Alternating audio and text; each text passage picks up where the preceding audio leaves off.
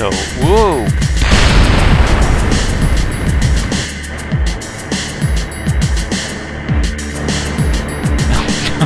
Oh no, what happened there?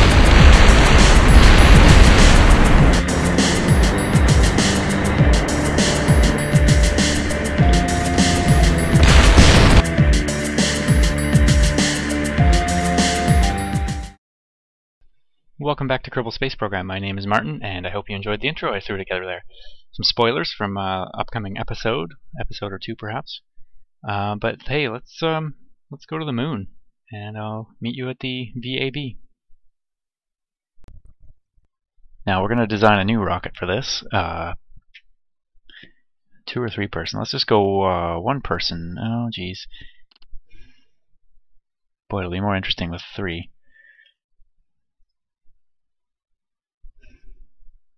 Why not? Oops, not load.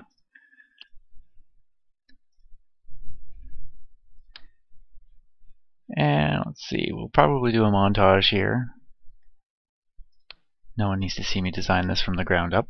So I'll bring you back in when I have what I think will be a rocket that we can at least test.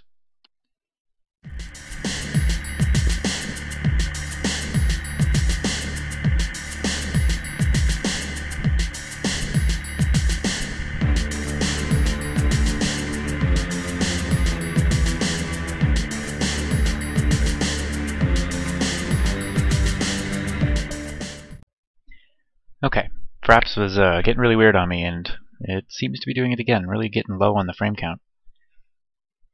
Anyway, we'll see what happens. Choppy. See, I don't know what's going on. I've closed everything that I can. Oh, I don't even know if this is working. Anyway, my plan was to try to go test this on the launch pad, see how this works. I don't think it'll have enough thrust-to-weight ratio to even get off the ground at the moment, but we'll either burn some fuel and get there, or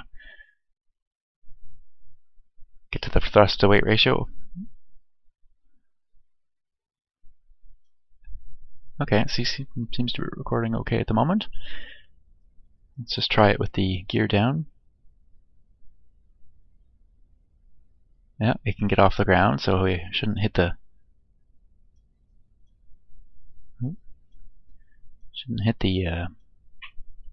big engine there.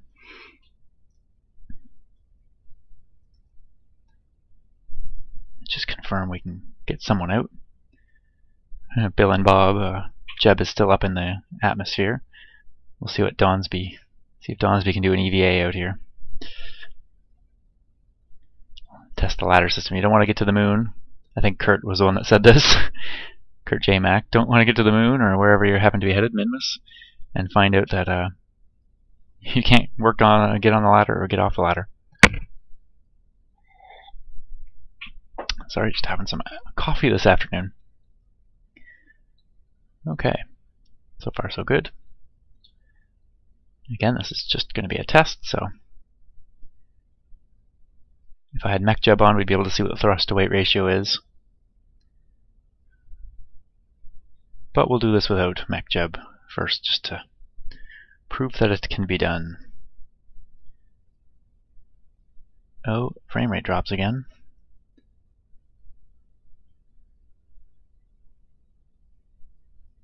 Yeah, let's see. I don't think it'll go anywhere, but oh, it seems to be pretty close.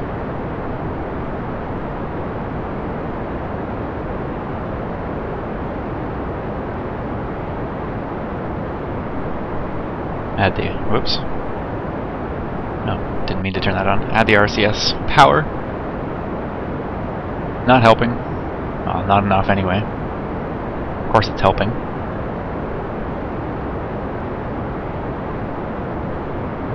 Did just discover that you can't see how much fuel there is in the RCS tank by clicking on it. That's unfortunate. Perhaps that'll be 0.17 as well. Alright, and this is going to be dangerous, but let's see what happens when we stage here. I think it'll just drop because there's not going to be enough power in this engine here.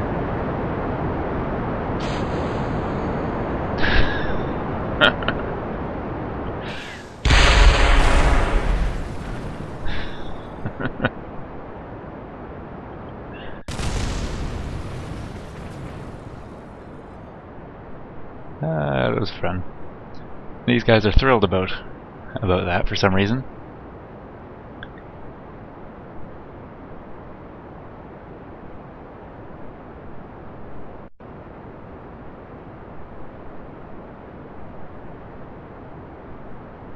Of course, we're trying to initially lift, I think, 1,600 liters of fuel, which that's a little heavy. And that little engine is meant for moon landings and such, not for taking off. It does not have the power for that. You know what I forgot was parachutes on here as well.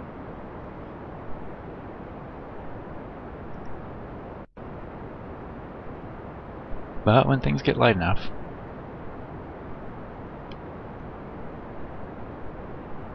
I've added an advanced SAS. That'll, I think, did I have one? I think I might have had them on the last ships. The rendezvous ones, yeah, I'm pretty sure I did. Different decouplers. Decouple the bottom first, top second, and then the idea will be to parachute down once I have parachutes. Oh, here we go, here we go. Uh-oh. Okay.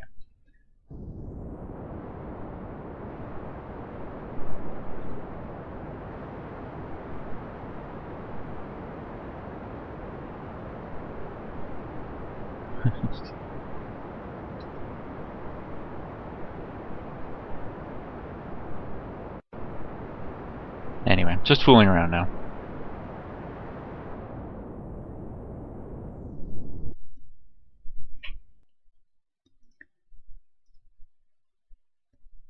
And let's see. I'm going to work on this and get something that we can at least launch and see how it goes. Okay, I'm bringing everyone back in here because I fixed up things on the top. I've added some parachutes. I've added a second stage, which is just the 215 thrust rocket engine with a big tank. Won't be able to push this thing very hard, but it's nice and efficient. In retrospect, maybe I should probably put one of these on. I may switch that still. We'll see. And then now this is the main to-orbit stage. And I wanted to just share one of the tricks I've done here. I'm using big stacks of liquid boosters to get this thing off the ground, and then two big tanks, and the big engine in the middle. But what I wanted to do is peel these off kind of two at a time. And if you go just with the full 6, let's just put 6 on, say, in the symmetry, then it's hard to do, it's impossible as far as I know, to do the fuel between them correctly. So what you do is you do sets of 2 and copy each set kind of thing. So I'll show briefly how you do a copy. This is the way I've figured out anyway.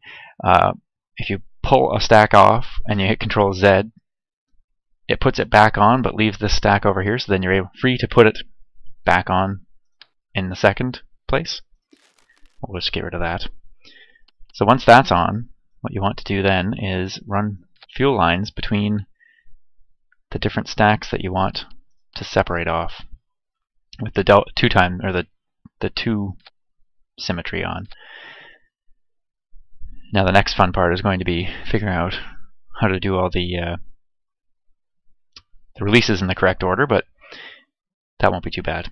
So I'll bring you back when I get all that set up. Okay, here it is.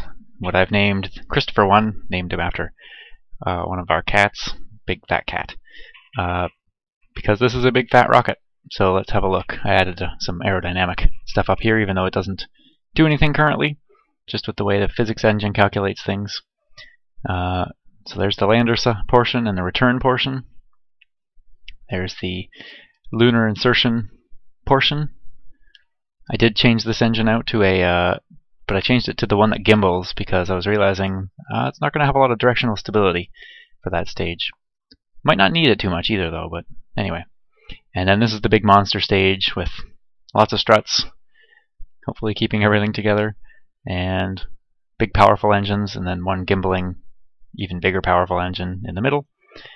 Fuel should flow from this one. This stage will drop off first, with its corresponding one on the other side. Then this stage will drop off second, and then this stage will drop off third.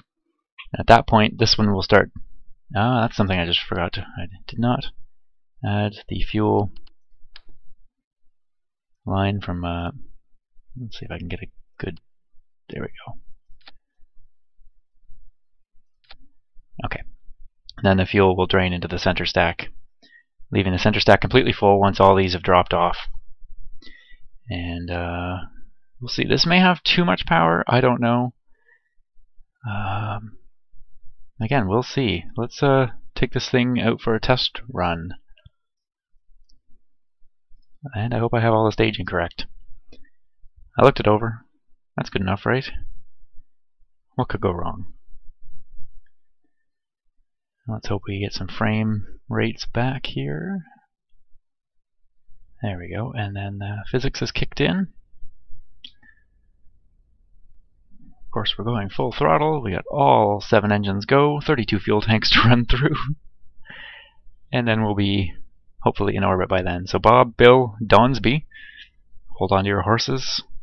We launch in 3, 2, 1. Okay. That's good. It's not too fast, not too slow a start. Fuel tank should be rapidly depleting. Although... oh yeah, okay, there we go.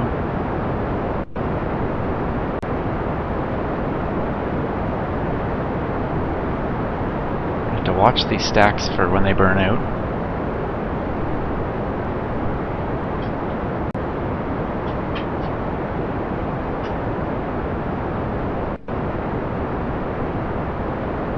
It's going to be soon. I'm just going to do a bit of a tilt over. And here they go. First staging. Oh, that's beautiful.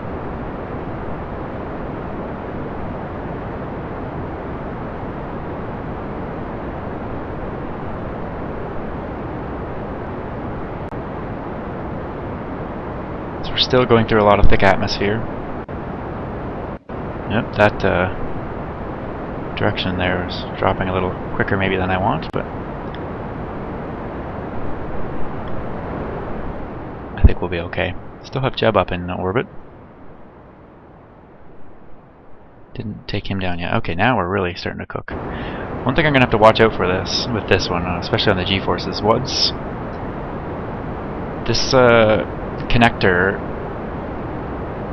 separator, when this starts to run out of fuel, the thrust to weight ratio gets incredibly high, and it can power its way through the rest of the stages and destroy everything. It's pretty ugly.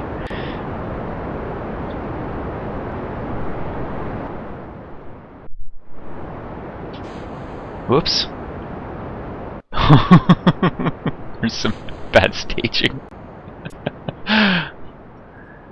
Oh, that's unfortunate. Oh, those are just going to fly right away and probably disappear. Yep. Do we have enough power to get into orbit and finish this mission? And unfortunately, until I can get longer than 15 minutes videos on YouTube, I'm going to have to cut this off now and bring you back in the next video to see, first of all, if we can save these Kerbals, and then if we can fix the staging problem and get this thing into orbit. Thank you very much for watching. My name is Martin. Also, consider liking and subscribing to my channel if you're interested. See you soon.